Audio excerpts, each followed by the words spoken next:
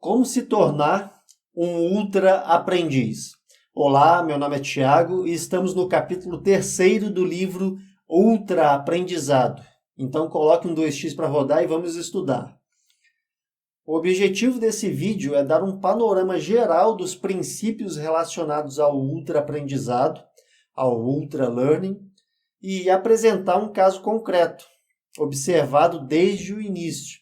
Lembrando que nós vamos só dar uma pincelada nos princípios e depois estudaremos cada um separadamente, ok? Bom, então vamos para o caso concreto.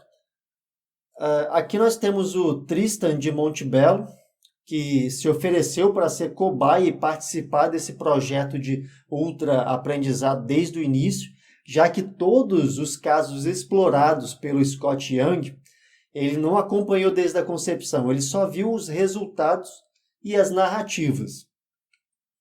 Inicialmente, o Montebello escolheu aprender piano, já que ele é músico e empresário. Aí o Scott Young pensou assim, cara, você já sabe música, então isso vai facilitar um pouco o seu lado. Então eu vou te sugerir alguma coisa mais desafiadora, que te tira da zona de conforto. Então foi sugerido um projeto de oratória, já que o Montebello já teve uma experiência ruim nessa área de oratória, quando foi falar numa empresa com algumas pessoas, foi fazer uma apresentação, ele não se saiu bem e ele não tinha essa habilidade. Então, é um projeto bem desafiador, que dá para poder avaliar bem como que vai ser a aplicação dos princípios de ultraaprendizado desde o início. Passos iniciais. Como iniciar? Como ele não sabia por onde começar e como aprender, ele foi pesquisar, foi procurar pessoas que dominam essa arte. Nisso, ele encontra uma organização para ensino de oratória, conhecido como Toastmaster, e lá ele teve a sorte de conhecer o Michael Chandler, que topou ajudar no projeto de ultraaprendizado e ser o tutor do Montebello. Desafio. Aí é um negócio bem interessante. O cara mal começou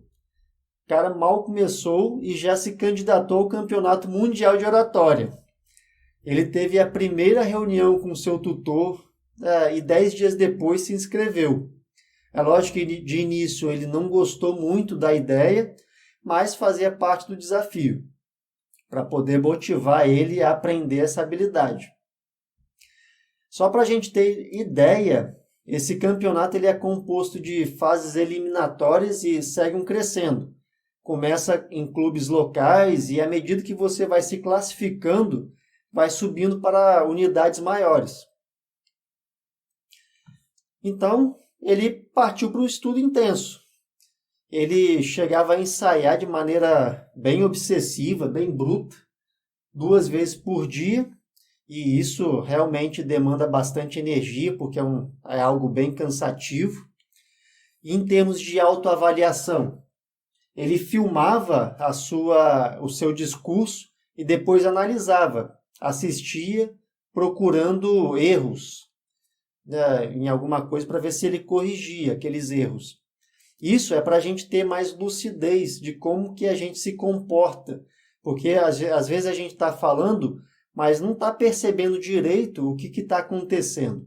Então ele grava a sua oratória, o seu discurso, e vai procurando esses erros para poder corrigir. Em termos de feedback constante, o seu tutor sempre estava tirando ele da zona de conforto, dando feedback. E uma vez ele pergunta para o Chandler se ele deveria escrever um discurso novo ou lapidar um já existente. Aí o Chandler responde, cara, faça o que te der mais medo. Você vai atacar o seu ponto mais fraco. Então, faça o que te der mais medo. Outros apoios.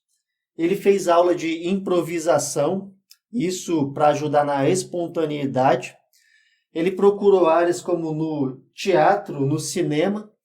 Ele chegou para um amigo dele do teatro e perguntou como que ele poderia melhorar. Aí o amigo fez uma relação entre movimento e fala. Ele falou assim, ó, o seu ato de movimentar está ligado à sua fala. E a sua fala está ligada ao seu ato de movimentar. Preste atenção nisso e vai exercitando. Ele também pediu ajuda a um amigo cineasta de Hollywood, que deu uma dica que o ajuda a perceber a sua forma mais natural. A dica era que ele tinha que fazer o mesmo discurso várias vezes, empregando emoções diferentes. Fazer o discurso como se estivesse com raiva, gritando, de maneira tediosa. Assim ajudaria ele a perceber qual que é a maneira dele de falar mais natural. Outro ponto interessante, ele aprendeu a confiar na sua mente, a dizer sem hesitar, porque às vezes dá branco mesmo. Eu tenho essa dificuldade. Eu estou com esse canal no YouTube justamente para poder melhorar a minha oratória, melhorar a minha expressão, a minha fala, porque eu tenho dificuldade de falar em público. Eu já me joguei em algumas chapas quentes e foi bem complicado. Eu suava frio, hein, meu amigo? Mas do chão não passa. A gente consegue contornar a coisa e cara de pau, né, cara? Você quer aprender alguma coisa, tem que ter cara de pau também. Aí uma chapa quente interessante é que o Montebello, ele decidiu testar a sua oratória. Ele foi numa escola com alunos do 7º ano.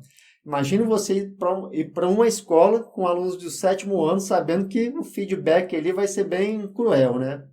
Vamos colocar assim. Depois de perceber alguns erros, o que ele fez? Ele aprendeu que devia se conectar com o público, falar com o público antes, para poder se conectar. Aí, nesse sentido, o Chandler falou com ele, olha, faça com que eu me importe. O que você acha que é importante não interessa. Tem que ver o que é importante para o público. Resultado. Venceu o campeonato regional e distrital, chegou a vencer um participante que tinha mais de 10 anos de experiência e ficou entre os 10 melhores no campeonato mundial. Bem interessante. O cara, é pouco tempo, acho que são 6 meses de trabalho para ele chegar nesse resultado. Não é muito tempo, não. Ele venceu uma pessoa com mais de 10 anos de experiência. Então, o resultado da técnica, da estratégia ultra-aprendizado, funcionou, deu frutos. E um efeito interessante foi o seguinte, ele percebeu que ao lapidar, ao adquirir essa habilidade ajudou a ele a conquistar outras, como narrativa, confiança, comunicação, escrita. E ele sai das semifinais para uma nova carreira praticamente, porque o Chandler e o Montebello, eles foram procurados para dar consultoria depois dessa experiência. Então ele praticamente ganhou um novo empreendimento. Agora a gente vai falar de princípios. Princípios para se tornar um ultra aprendiz. O primeiro princípio é o meta-aprendizagem. Primeiramente, você tem que saber qual caminho vai trilhar e como vai fazer isso. Então desenhe um mapa, escreva no papel o seu caminho para chegar no seu objetivo. Não saia de maneira anárquica, achando que vai chegar em algum lugar. Imagine que você deseja chegar numa cidade. Se você não conhece o percurso, você vai se perder. Você vai perder tempo, vai gastar combustível. Então, levante o que é necessário para chegar no seu objetivo. Saiba quais os meios de ação que você tem que ter para poder alcançar aquilo que você quer. Outro ponto, compreenda o que você deseja dominar. Às vezes a gente fantasia muito em relação àquilo que a gente quer. Vou dar um exemplo. A gente sai da escola, cai no vestibular, ingressa numa faculdade e só compreende para que serve aquele curso depois que começa a trabalhar, enfim. Por quê? Faltou pesquisa prévia. E às vezes a gente quer dominar uma habilidade e não conhece direito que habilidade é essa daí, para que serve. Então, faça uma pesquisa prévia para compreender melhor aquilo que você deseja. Outra dica é uma dica que vale ouro, então a gente tem que prestar bastante atenção nessa dica aqui, que é o seguinte: utilize as competências que você já domina para aprender novas habilidades. Faça uma lista das habilidades que você já possui, para você ter lucidez do seu próprio potencial. É importante estar lúcido, saber ver o que pode te ajudar e o que pode te atrapalhar. Você também pode fazer uma lista com seus pontos positivos, pontos negativos, e enfim. Porque às vezes você tem um traço, a gente tem algum traço de perfeccionismo e vai fazer alguma tarefa e a gente trava, porque esse traço ativa. Então, ter lucidez em relação aos traços negativos também é importante para a gente saber lidar com eles. Mas o mais importante é ter uma lista desses traços positivos e das habilidades para nos ajudar a conquistar novos objetivos e novas habilidades, ok? Outro princípio, que é o foco. Divida as suas tarefas em pequenos blocos e depois junte tudo. Porque é aquele ditado, dividir para conquistar, aquela frase que a gente já conhece.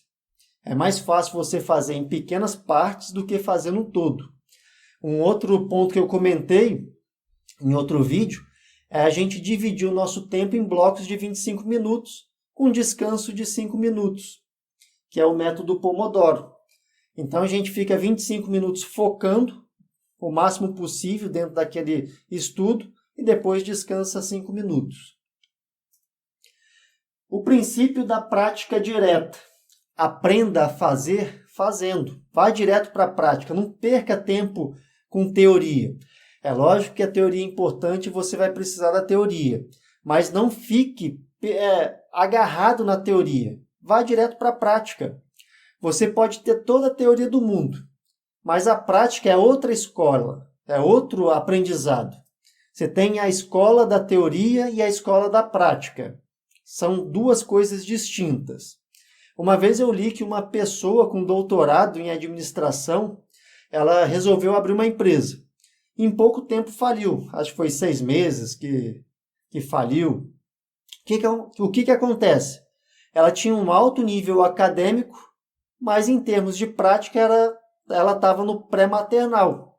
Ela era uma criancinha em termos de prática. Não tinha esse conhecimento. Então, caia direto na prática e vai aprendendo junto com teoria e prática ao mesmo tempo. Lembrando que teoria é 1% e prática é 90%. Outro princípio, princípio da repetição. Ataque os seus pontos fracos. Para isso, você utiliza a repetição, porque nós temos uma tendência que é o seguinte: de fugir, de se esquivar daquilo que a gente tem dificuldade e buscar guarita naquilo que a gente domina. Aí a gente está buscando nossa zona de conforto. Não tem jeito, a repetição vai ajudar a gravar melhor aquele conteúdo na memória e vai desmistificar, vai quebrar o encantamento daquilo que parece ser difícil e vai facilitar a coisa para a gente. Então, aplique esse princípio aí, que é o da repetição. Princípio da recuperação. Uma maneira de forçar a memória é fazendo testes. Fazendo testes, você está forçando a rememoração ativa. Diferente da rememoração passiva, que é quando você lê resumo. Quando você está fazendo uma prova anterior, fazendo questões, você está na prática ativa. Isso ajuda muito mais em termos de memória, em termos de recuperação da informação que está guardada na sua cabeça. Princípio do feedback. Eu já falei isso daí em vídeos anteriores, mas eu vou repetir aqui, porque a gente utiliza a técnica da circularidade, da repetição. Não tenha medo de receber feedback. E saiba distinguir quais feedbacks fazem sentido ou não. Tenha discernimento quando você receber aquelas informações, mas não crie justificativos para descartar esses feedbacks de cara. Analise, passa pelo crivo da razão, para ver se faz sentido ou não, enfim. O outro princípio, que é o princípio da retenção, Entenda aquilo que você está esquecendo. Não adianta você encher um balde furado. Se você está esquecendo, é porque você não está compreendendo aquela matéria direito. Mas também tente fazer uma autoavaliação, uma autopesquisa para você compreender por que você está esquecendo. Às vezes pode ter um fundo traumático ali. E resolvendo aquele fundo traumático, desbloqueia e te ajuda a reter melhor aquele conteúdo. Intuição. O que é intuição? Intuição é uma forma de conhecimento direto, que não passa pela razão. A razão vai ter vários passos, seguindo um caminho até chegar numa conclusão. A intuição, ela pula esses passos. Ela vai diretamente na conclusão. Então, aprenda a valorizar e a estimular a sua intuição. Exercite-a. E, por fim, experimentação. Saia da zona de conforto, que nem o Monte Belo fez. Ele foi numa escola onde tinha alunos do 7º ano para experimentar a sua oratória. Então, saia do sofazinho e vai testar as suas habilidades. Se coloque na chapa quente, que nem ele fez. E uma dica importante, tenha flexibilidade, não se apegue a receitas de bolo, não se apegue a técnicas. Aqui é uma estratégia que você vai definir, você está no comando. Então você vai decidir quais técnicas utilizar e quais não vai utilizar, porque às vezes para você não vai dar certo aquela técnica. E no próximo vídeo estudaremos o capítulo 4, princípio 1, meta-aprendizagem. Até lá!